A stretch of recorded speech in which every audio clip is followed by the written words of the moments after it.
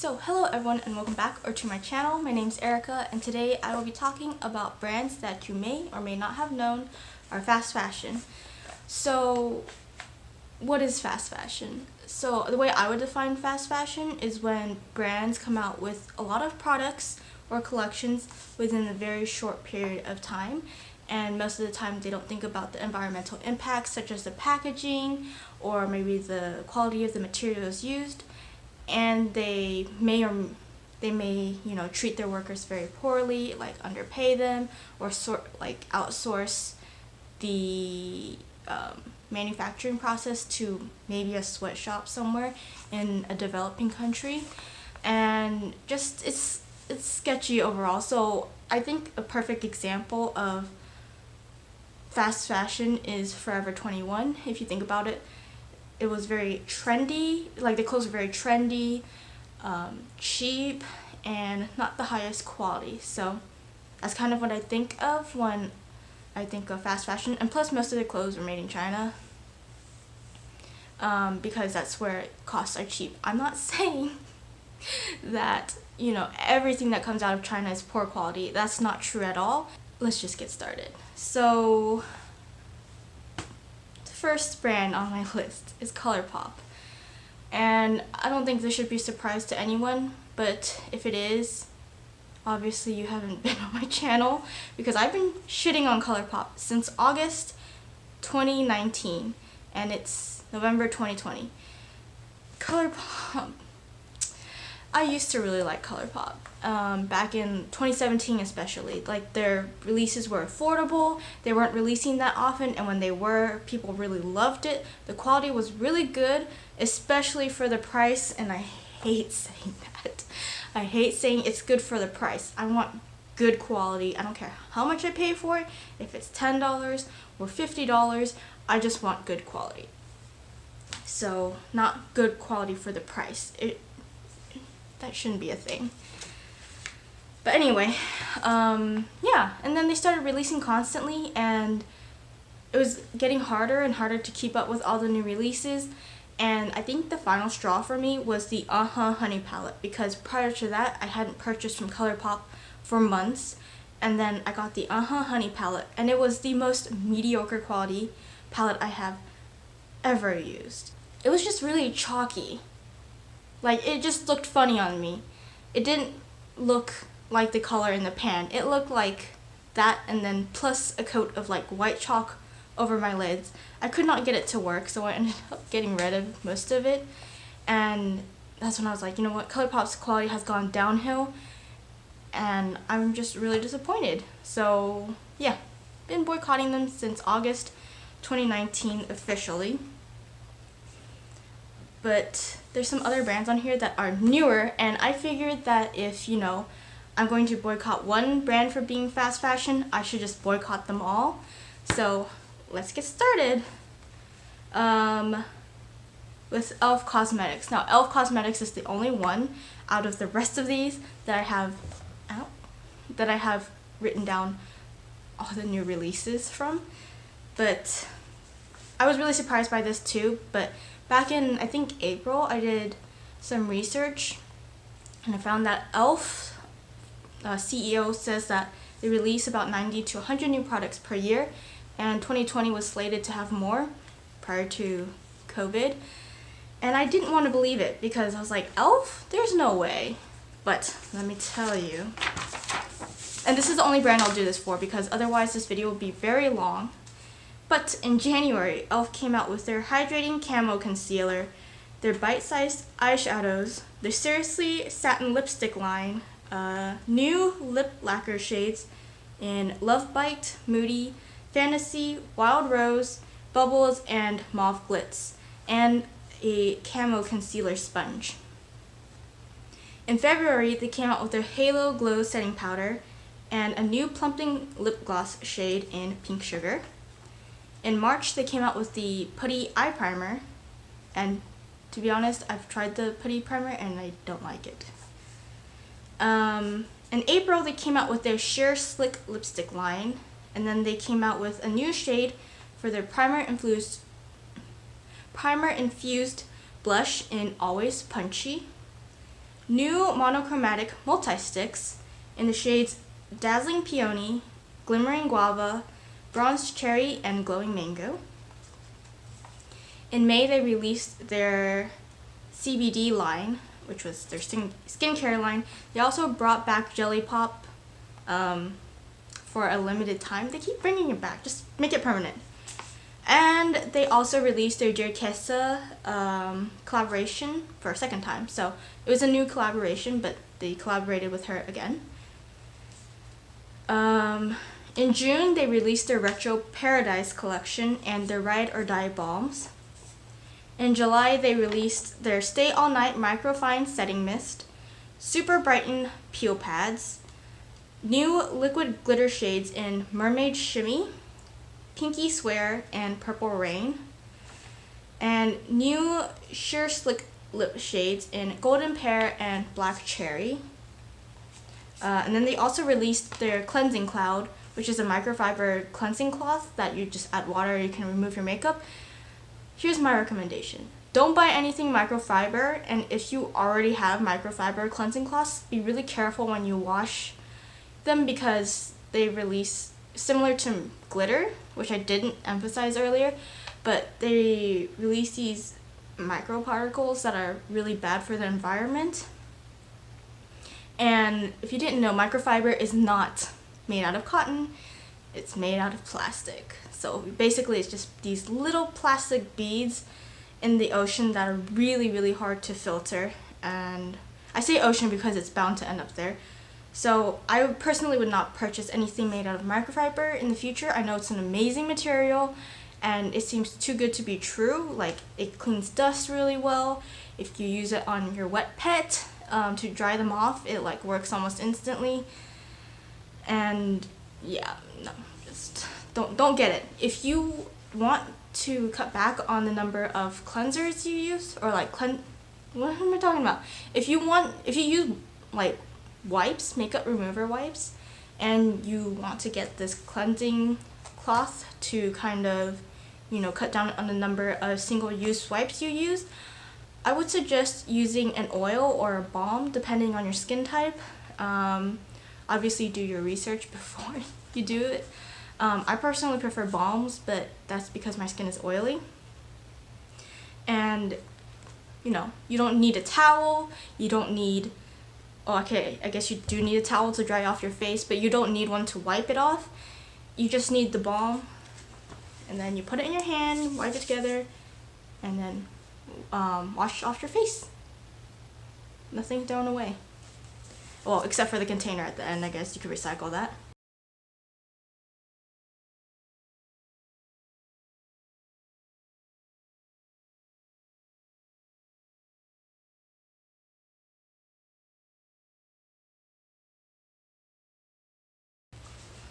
And then also in July, they came out with their bite-sized face duos.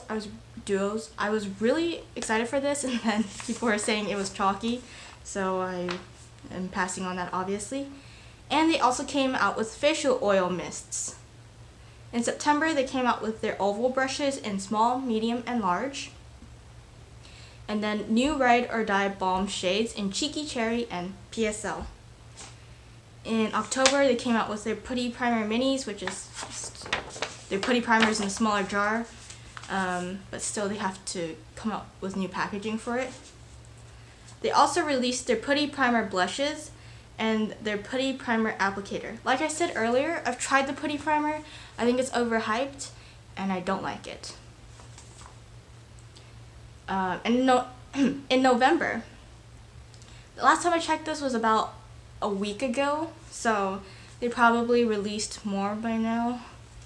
But they came out with their Goody Gumdrops nail set for the holiday collection, their Holy Hydration Makeup Cleansing Balm, and their Flawless Brightening Concealer.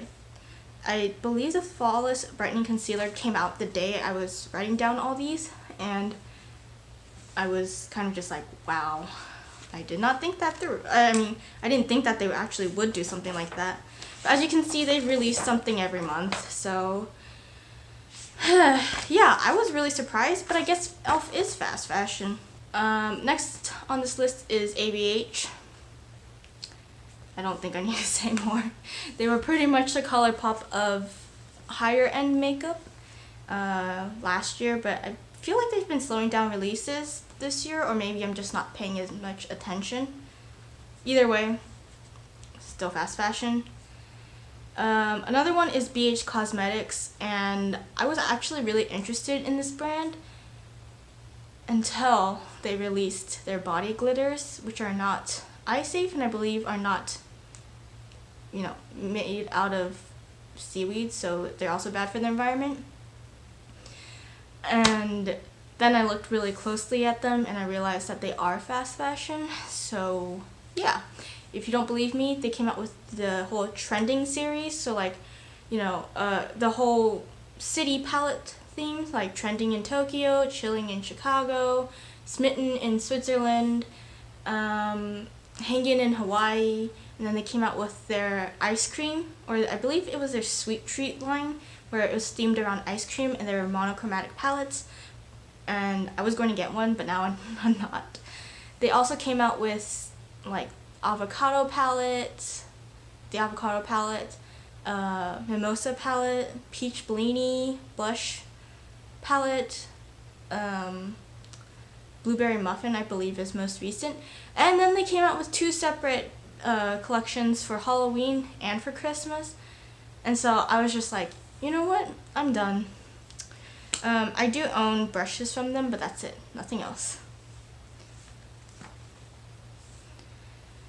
Next on the list is Makeup Revolution, but apparently they call it Revolution Beauty now. And I know people know that this brand is fast fashion, but they just never call them out because they're so affordable and they make dupes for other brands. So Makeup Revolution or Revolution Beauty owns Revolution Pro, I Heart Revolution, Revolution Skincare, and Makeup Obsession. So I know you guys have seen at least one of these brands. So they're known for their cute and trendy and dupes. I already said that, but yeah. So they have duped Huda, Ben Nye, ABH, Too Faced. There's probably a lot more, but I can't think of it off of the top of my head. And their palettes are really affordable, but at what cost?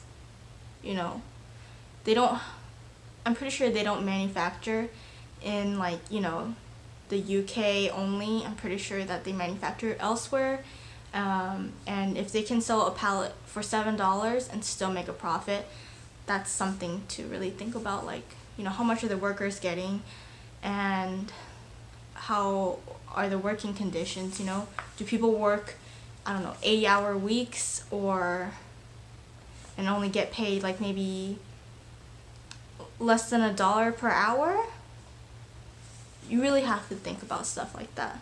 The next few I don't really have experience with, but apparently Winky Looks is fast fashion because they produce a lot of trendy things like their matcha balm, the flower balm. I'm pretty sure that the flower lip balm was not created by them. I'm pretty sure it was created somewhere in Asia, and then they just took the idea and started manufacturing it here. But that flower is made out of plastic, and it really hurts your lips when you get down to the flower piece, so you do end up wasting a lot of product. Morphe. So when I was looking at releases on Trendmood, yeah, the Colourpop releases and the Morphe releases were starting to look the same, and it's never a good sign when you look like a Morphe release. I feel like Morphe is one of the shadiest companies, and I just in general try to avoid talking about them. Whenever my friends say, oh, I want to get a Morphe palette, I'm always just asking them why. Why would you buy from such a shady company? And most of the time they agree. And they're like, oh, wait, you're right. I could just buy from another company. But yeah, I feel like it's almost I know it's bad, but if no one else says anything about it, then I'll just continue to shop from them type of thing. But if someone says it's, if a friend says oh, I think they're a little shady, then, I'll stop buying from them. Morphe came out with Morphe 2, so now they have to do releases for that brand as well. And Morphe has collaborated with so many people, and then on the side they come out with their own like 35 pan palettes, which are huge, and a lot of people complain about how big they are. And in one of their more recent releases, where I believe it was like pastel shades, it looked just like a Colourpop release, so that's what made me really confused. But yeah, Morphe is definitely fast fashion as well. I just don't have experience using any of their formulas, but from what I know, they did do something really shady with the Jaclyn Hill palette where they changed the formula and didn't say anything about it. So they took out the ingredients that made it so unique and made it higher quality, and then they also, I believe, added carmine to their colors as well, which if you didn't know is crushed bugs. Anyway, I did write down one slow fashion brand, but like I said in the beginning, I feel like only indie brands are truly slow fashion, and no, Colourpop is not an indie brand if you're wondering. I know one of the better indie brands is Sydney Grace. I haven't tried any of their products. And another slow fashion brand that I can think of is Hourglass, but unfortunately Hourglass does have their own set of issues, which is the lack of shade range and shade inclusivity. So take it for what you will.